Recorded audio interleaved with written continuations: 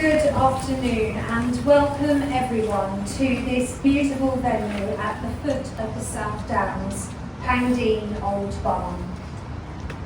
We are all met here today to remember and honour the life of Charles Newman, or Charlie as everyone knew him. All of you have gathered here today from different places. You may not all know each other, and yet you are all linked together through the life of Charlie. When people die suddenly, it comes as a shock, leaving you stunned by events that have so unexpectedly taken over your lives. Be thankful that Charlie did not suffer for long.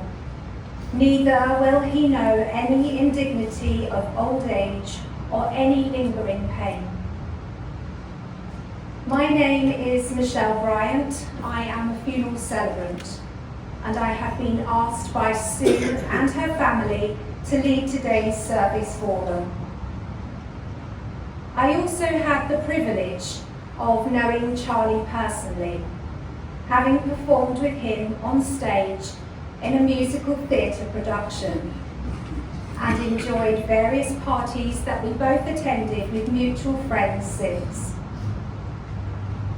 This service today is for everyone to celebrate and remember all the fantastic times that you enjoyed with Charlie, sharing the story of his life and reflecting on his uniqueness and special qualities. If you would like to make a donation in Charlie's memory, there is a link on the back of your order of service. Your donations will go to the Martlets Hospice, where Charlie was cared for and his family supported by amazing staff during the last few days of his life. You have all been touched by the life of Charlie, so remember him with kindness, with warmth, with love and affection, and above all with fond memories which he brought to your life. He was a beautiful soul who cared deeply and passionately about his family, friends, and what he believed in. Charlie's character was larger than life itself. You would always know when Charlie was in the room, either by hearing his very loud voice or by seeing him wearing one of his very loud, colourful shirts, which would make you smile and lift your mood immediately. We will hear from 3 special people during this service, talk about what Charlie meant to them, and hopefully we will all learn something new about the life that Charlie chose to live. I would now like to read a poem that Sue has chosen for Charlie. It's called At Rest. Think of me as one at rest. For me you should not weep. I have no pain, no troubled thoughts, for I am just asleep. The living, thinking me that was, is now forever still. And life goes on without me now, as time forever will. If your heart is heavy now, because I've gone away, dwell not long upon it, friend, for none of us can stay. Those of you who liked me, I sincerely thank you all. And those of you who loved me, I thank you most of all. And in my fleeting lifespan, as time went rushing by, I found some time to hesitate, to laugh, to love, to cry. Matters it now if time began, if time will ever cease? I was here, I used it all, and now I am at peace.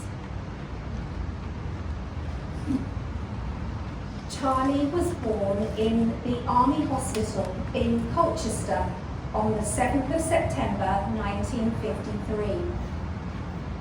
His parents, Philip and Elizabeth Newman, known to everyone as Pa and Minnie, had 3 children: Janet, Charlie's sister, and Richard, his brother. Charlie was the youngest child and made their family complete. Pa was a high-ranking major in the army, and his position meant he was often overseas working. When Charlie was just a little boy, aged 4, his father was posted overseas to Malaya, and he and his family lived in Kuala Lumpur for 3.5 years. On returning to the UK, Charlie attended Ditcham School in Petersfield, Hampshire, a boarding school run by Catholic priests.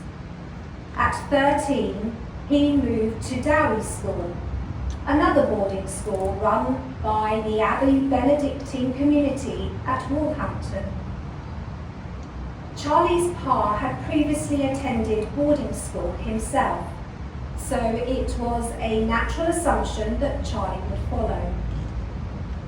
Sadly, Charlie found the strict regime of his school days very challenging, remembering that much of his education was taught in a harsh, draconian way. However, one of the great things to come out of his school days was the friendships that he developed with Peter Arscott and James Wilding. They have remained lifelong friends and have enjoyed lots of important life events together, including 2 years ago when Charlie celebrated his 70th birthday. One of the most memorable experiences for them all was the interrailing trip they took to Paris, Hendaye, Bilbao, Madrid, Guadalajara, and then back via Barcelona and Seville. James said how Charlie was responsible for breaking the budget on their trip. The man, and this was said with heartfelt compliment, who had an appetite for everything to admire. Peter has fond memories from their not-so-successful trip too. He told me the low point was being crapped on by bats as they slept in the park of the Tomb of the Infanta in Guadalajara. Oh dear. At school, Charlie showed early talent and capabilities in writing and editing. His flair shone through when writing the school newspaper, perhaps a little too much, as he got into all sorts of trouble for being rather open and free with his words. Nonetheless, Charlie's abundant talent supported him well, and his place at Oxford Magdalen College just proved what a capable young man he was. Charlie absolutely loved his university years, where he studied PPE, philosophy, politics, and economics, and graduated very well with a Master of Arts. A fantastic friendship was made with Simon Peskett, a young man who seemed to know everyone, and who Charlie knew was an integral part of him having an absolute ball during his uni years. Simon introduced Charlie to his friend Martin, and the 3 men have shared a special and close friendship ever since. Charlie stayed in Oxford, and even during the holidays, he chose to stay in the city that gave him such excitement. It was during his uni days that Charlie first dabbled in acting, participating in productions of Alice in Wonderland and Tom Jones. Charlie played the part of Squire Weston, starring with Richard Evans Thomas, and was directed by Simon Canning, who told Sue how Charlie had made the audience laugh every night.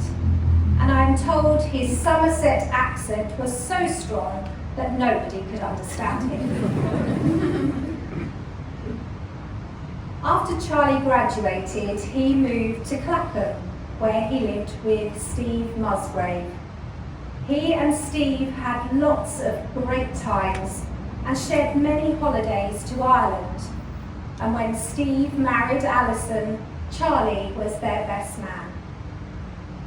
Charlie began working for the Investors Chronicle as a journalist and even interviewed Margaret Thatcher. Charlie went on to achieve great things in his working life, which we will hear more about shortly. Having lived in outer London for 10 years or so, Charlie decided to have a complete change of scenery and moved to Combe Martin, a small seaside town on the North Devon coast. Such a contrast. Charlie would still regularly make the journey to work in London from his damp cottage in the beautiful part of Exmoor. During this time, Charlie was attending a conference when he met Susie, who was from Brighton. Following a period of dating, Charlie and Susie married at St John Baptist Chapel in Kent Town on the 7th of June 1986, and they began their married life living in Brighton. They decided to start a family and had 2 daughters, Kitty, who was born on the 4th of January 1988, and then Matty, born on the 8th of November 1992. It was during this time that Charlie set up a new business venture with his friend Martin, which they called Joint Interests, producing a guide brochure for visitors that detailed all the places that they should visit.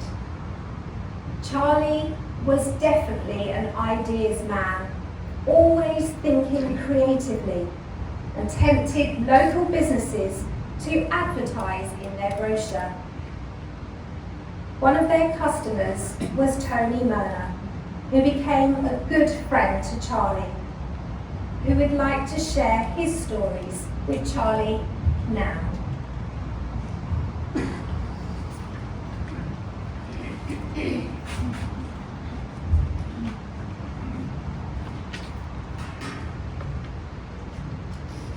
Other people today will probably talk about Charlie as a father, as a partner, and as a lover. I'm going to talk about him as a friend. So together with Martin and Julian, who are here today, and Charlie, we are the founder members of the Big Boys Club. I should confess actually that we're the only members of the Big Boys Club. But we used to put big boys that have been in front of all of our adventures, like Big Boys Bike Riding, Big Boys Narrowboating, Big Boys Away Weekends, Big Boys Breakfast. And we probably did it to make them seem more important than they really were. I mean, how important could a breakfast be? But they were important to us. And it was only after Charlie died that I realised that I'd known him for more than half of my life. As Michelle said, Martin had known him for even longer. And during that time, I found him to be a man of endearing contradictions, let's say. He was, for instance, a man that, a keen cyclist, loved the uphill more than the downhill. I don't know why. He was a lapsed Catholic atheist, but had a profound love of churches. And when we used to go on our Big Boys bike rides, we never passed a church without going in. And Charlie would give us his expert lecture about the history and the architecture of the church. And he would tell us, for instance, that every 15th century church in Britain was vandalised by the Victorians. We didn't know whether it was true, but we believed it. Of course, it was probably his classical education that gave him his love of churches. And he was also very keen to tell us that he was a member of the British Archaeological Society. Now, me and Martin, we're state school boys, so that cut no ice at all with us, but it was important to him, and so we accepted it. He was smart. He was, without doubt, a smart man. But rather more impressive than his sort of his background in classical education at Oxford and his member of the Archaeological Society was his ability to craft a very believable rationale for what were actually just schoolboy errors. So I remember one time we went cycling, we boys cycle ride, and we stayed in an Airbnb. And Charlie used a knife to cut up onions, and then the same knife immediately afterwards to cut up the fruit for his fruit salad.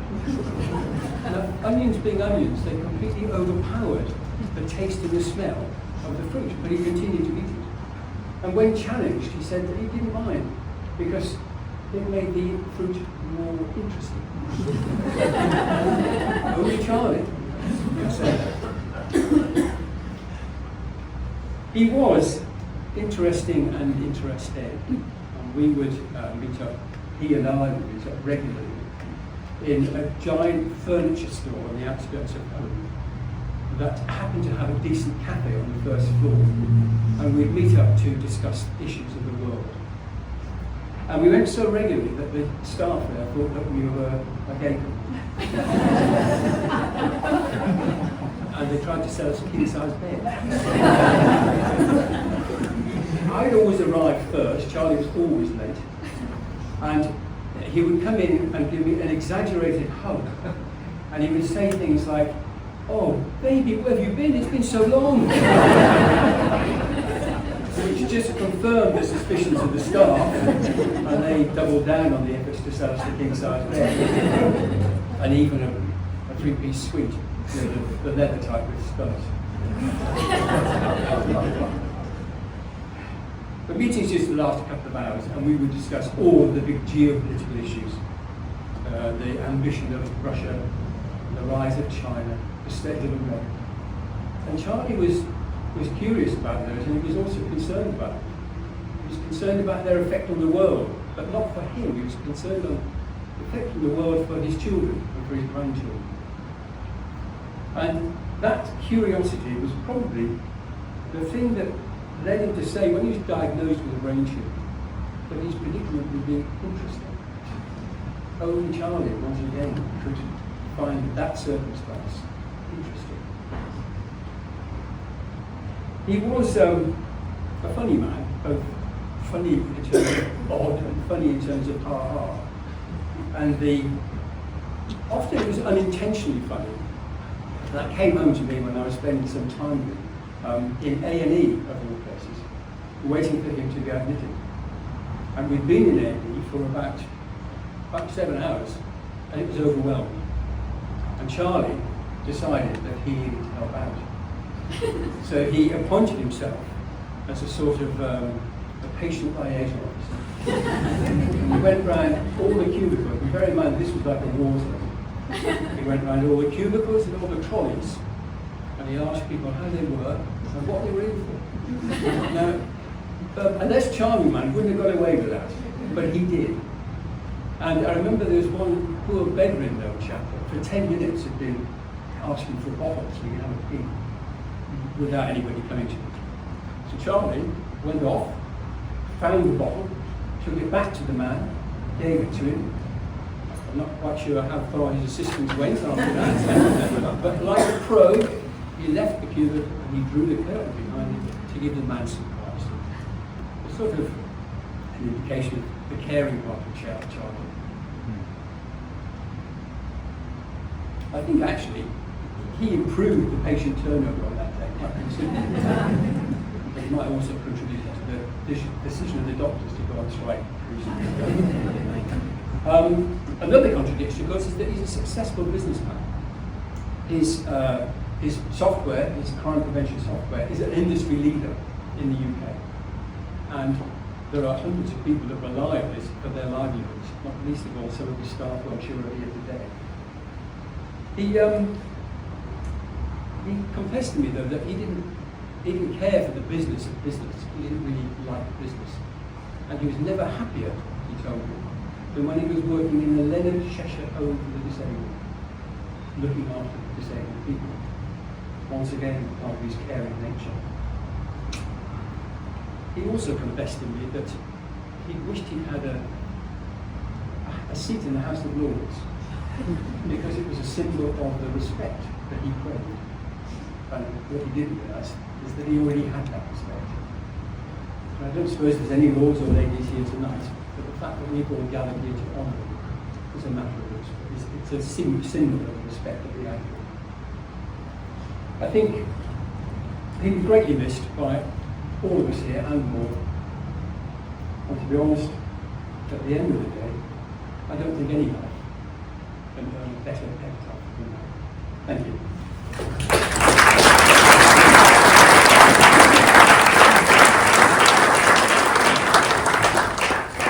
Thank you so much, Tony. Fabulous.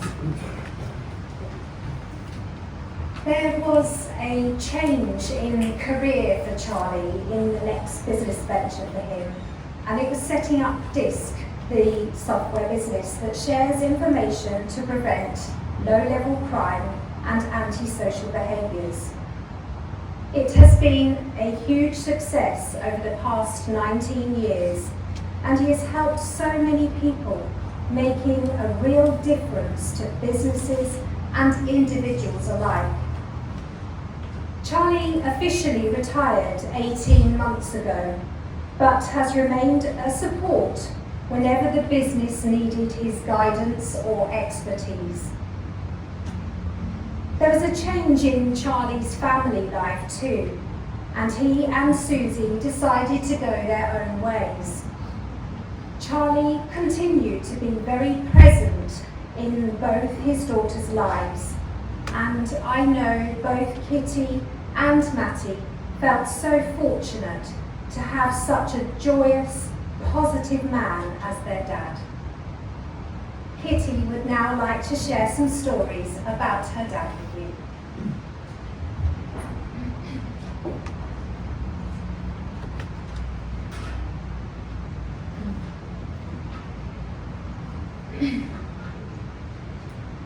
I've always been very proud of my dad, and I always wanted to show him off, so much so that even when I was 17, I was happy for him to come clubbing with me and my friends, and actually Harry's also been clubbing with my dad.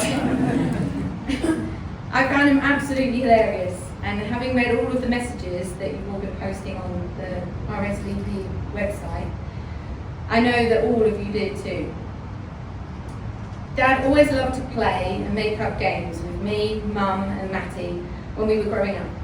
He was very much a yes and person, meaning if you had an idea for something, he would say, yes, and what about this? When we were about 8 or 12, he got me and Matty around the dinner table and got us into playing poker. Sharpie pens as cigars, Matty's little beads as chips, a proper oil lamp in the middle of the table, named like Babyface. That was Matty. That would get us into character so we could lose all of our chips to Dad. When the song Barbie Girl came out in 1997, Dad was inspired. He thought we could write our own #1 and make our millions on a smash hit. So, for a few hours, one Saturday, we tried to write a song about The Simpsons. Honestly, I have no idea what we came up with, but I know it was a good time. Barbie Girl was also one of the songs we sang to him in hospital, and also one of the reasons we were very politely asked to move into another room where we would be more comfortable away from the other patients who were suffering enough. In 2006, Dad drove me and him up to London on his motorbike to audition for Big Brother.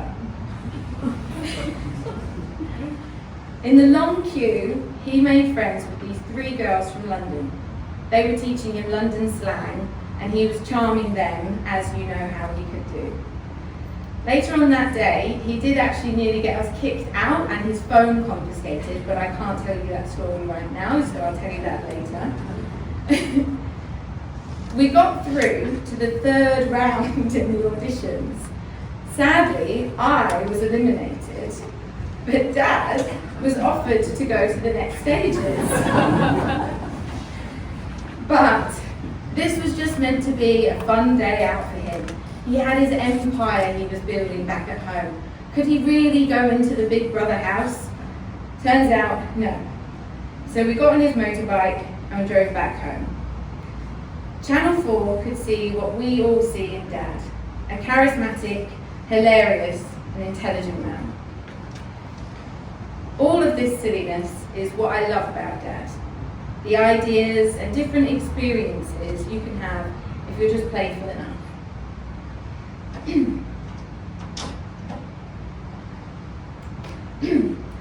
Dad and I went on 2 epic trips together, just the 2 of us. When I was 21, we went to New York, which we both loved very much. And the next big trip was to Japan 8 years later. Dad saw about 170 shrines that holiday, and it still wasn't enough. His level of interest in my suggestions of where to go was determined by the phrase, did anyone die? Is it less than 500 years old? No, not interested then. I definitely annoyed Dad a lot that holiday. We had a big blow-up halfway through. We were both holding in to how we felt, just trying to make sure it was a holiday without any explosions. But I couldn't help it. Sat in a quiet Japanese tea room, suddenly water just exploded from my eyes, and I said everything I was feeling. He responded by saying everything he was feeling, which hadn't happened before, really. I'd never cried like this or been so emotionally open with him before. Once we simmered down, which was very important, I can't explain how quiet this Japanese tea room was. Something had really lifted between us, and the awkwardness had gone. The rest of the trip was incredible. We drove, cycled, and bullet trained hundreds of miles around mountains and into cities, eating ice cream and making each other laugh. Dad did his best to try and get me to succeed more at school. There was a period of tension when we disagreed on what A-levels I should do. We compromised on 2 fun ones and 2 proper ones. One of the fun ones was French.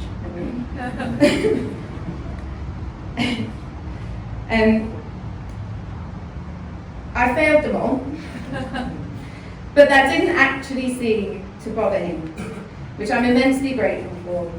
I've never felt like I let him down. I'm sure he'd have loved it if I'd been more academic, but instead, work became something we would connect over. When I was 18, I used to go to his flat in Hurstby Point and do some cold calling for Disc, Dad's business. We'd drink lots of wine, play the guitar, and we looked out of the window where a peacock would sometimes randomly appear on the flat roof. I would call him often and ask for advice when I ended up setting my own business up all those years later. Not all the time, and not always with a problem. Especially the last few years when problems seem to be fewer and farther between, thanks very much to his advice and help. The last phone call I had with him was just a random call, and we talked about work, and we planned to go for a big slap-up lunch, just the 2 of us. Even though that lunch didn't happen, I love, absolutely love, that we got on well enough that that sort of thing was easy to make happen, and we both look forward to it very much. The most amazing thing Dad did in our lives was not letting his relationship with Mattie, my sister, fizzle out after he and Mum broke up. Normal challenges of life and relationships between a teenager and a parent drove a wedge between them for a bit. Some dads might have given up when their efforts to connect fell on deaf ears, but our dad kept pushing through the awkwardness of rejected olive branches. And despite a challenging sounding forced surfing trip he took Matty on, they came back to each other stronger than ever. He's always been there for us, and there was never a question of it. But he had to make that extra clear during that time, and that's been a huge lesson for me. Matty and Dad shared love over music, singing, competition, and a healthy debate. If you get Matty on a topic she's passionate about, she can really take you down. Matty and Dad did blind karaoke of Pinball Wizard on holiday a couple of years ago. Both almost word perfect, both air guitaring with each other, Dad's face covered in stickers that he'd let his granddaughter Isla put on him while he was sleeping. It was a mad perfection.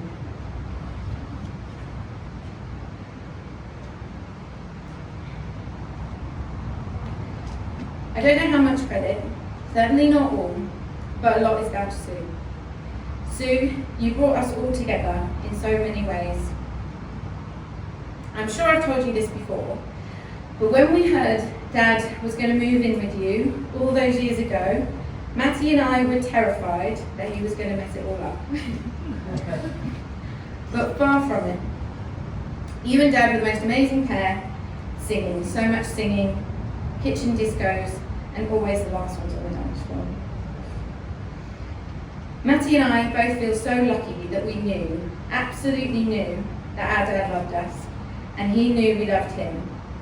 He made sure we have incredible memories. He paid for our family holidays each year. He was so generous, and now he's gone. I'm so grateful he made that happen for us. What a lovely man he was. So, what have I learned from Dad? Well, he didn't shy away from controversial topics. Typical dinner party etiquette would sometimes go out the window in favour of a healthy debate. And during the last few weeks of his life, Dad did say some pretty weird things due to his condition, but it is a shame we can't excuse the weird things he said before that. Dad taught me and Matty to be resilient, but not hard.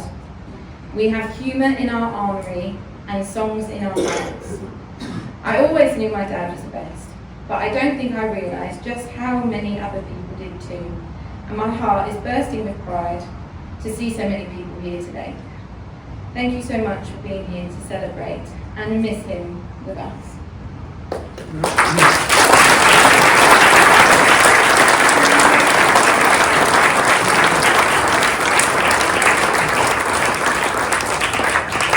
Thank you, Kitty, and really well done. Fantastic. Music was incredibly important to Charlie, and he was blessed with a vocal talent of his own. He sang with the Hurstfield Point College Parents and Friends Choir, and also the Orpheus Choir in Brighton. He would often sing with his own ways and personality shining through, which could be a challenge for the conductor sometimes. Lots of you will have heard Charlie sing over the years and will know he had quite an exceptional tenor voice. He himself, however, never truly appreciated just how talented he was. Charlie met his life partner Sue some 18 years ago, which we will hear a little more about in a moment. But together, they have literally conquered the world. They have had so many fabulous trips to many, many countries, both always up for another adventure. They have shared skiing trips with great friends, and in more recent years travelled further afield with their good friends Glenda and John, appreciating all the feasts that India, Africa and Asia have to offer. The joint passion of travel has given Charlie and Sue so many different experiences. Travel to Australia, Jordan, Israel, Tokyo and Taiwan, to name but a few. They've all created special memories which I know that Sue will always look back on very fondly. I would now like to ask Sue to come and give her tribute for Charlie.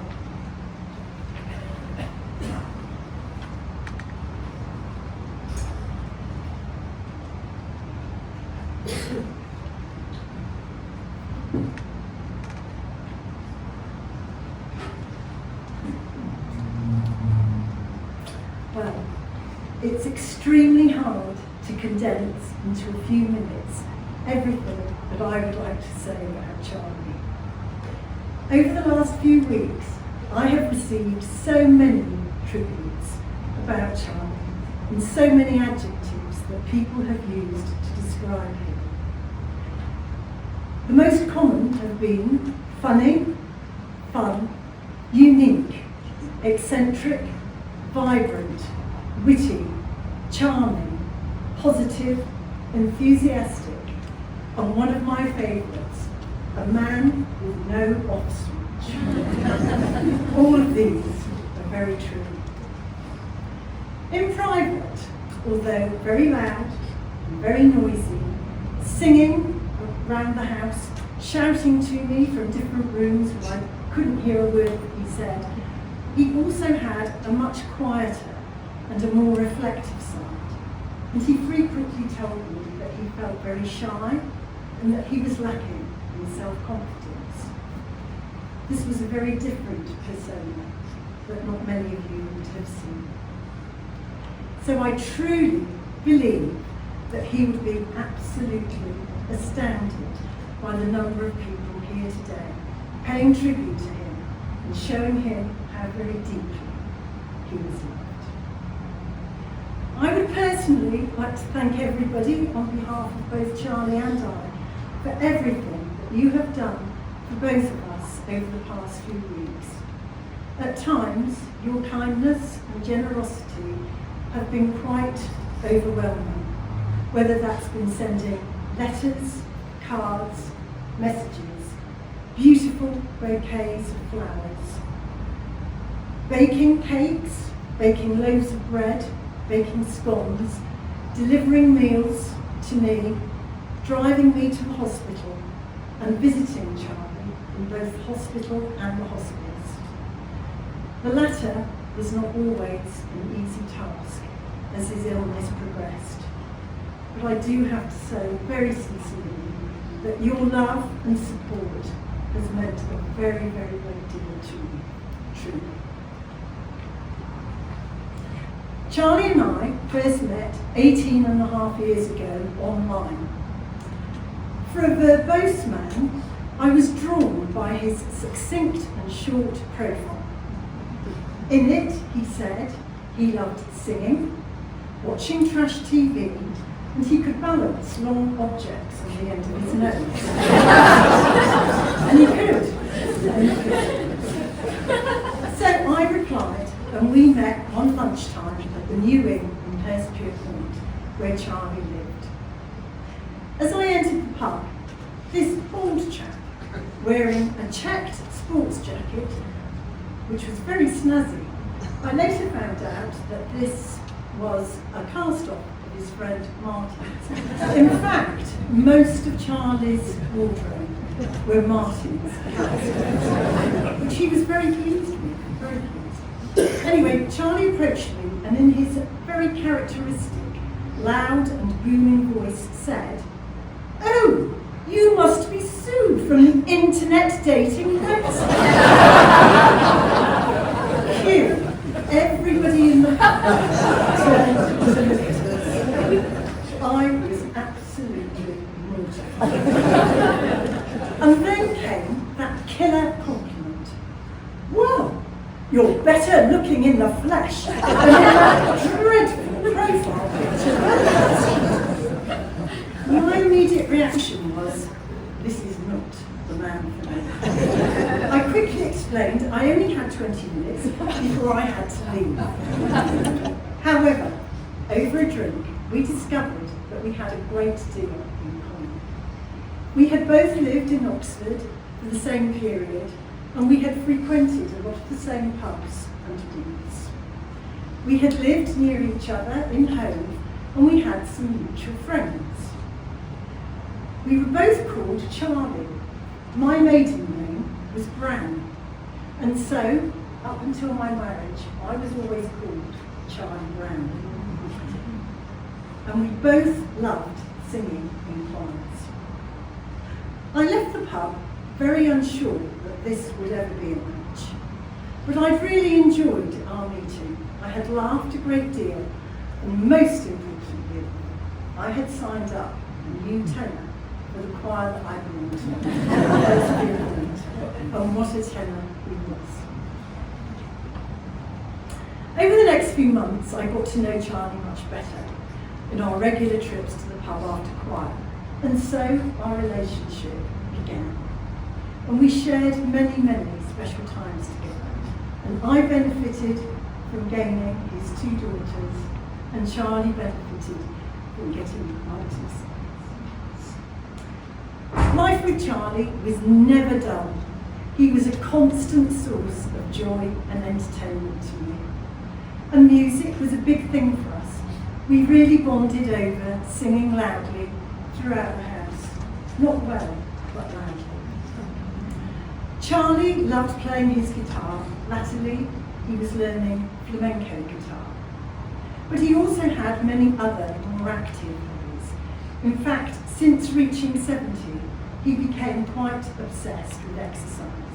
He would regularly cycle, run, swim, paddleboarded, played tennis, and went to the gym. All of these activities earned him the nickname Rambo from our neighbours, which, as you can imagine, he absolutely loved and preened. Tragically, he was physically fitter since turning 70 than he had ever been before, and he regularly stood in front of the mirror. You all know he was quite a vain man. He looked at himself and said, "Sex on a stick."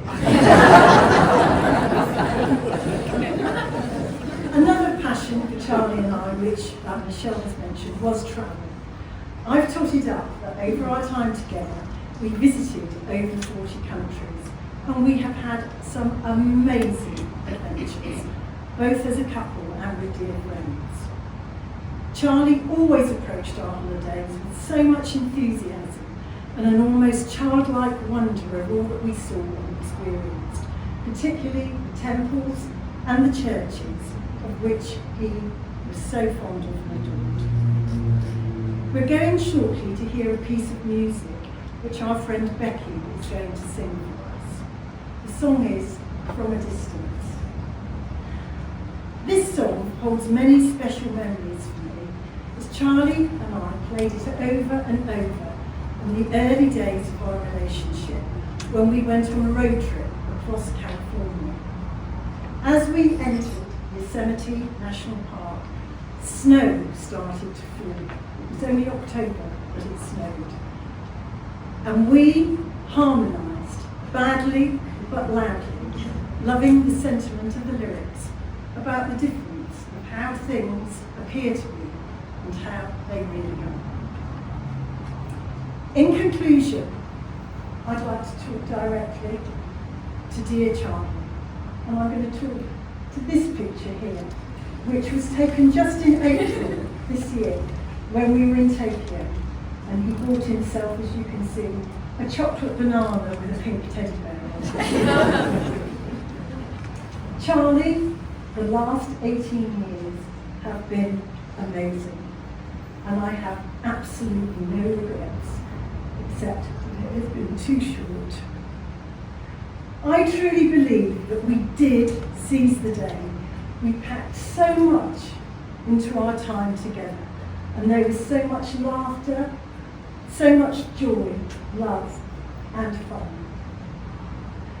Darling Charlie, it has been an absolute blast And now you can truly rest from your labours. God bless you.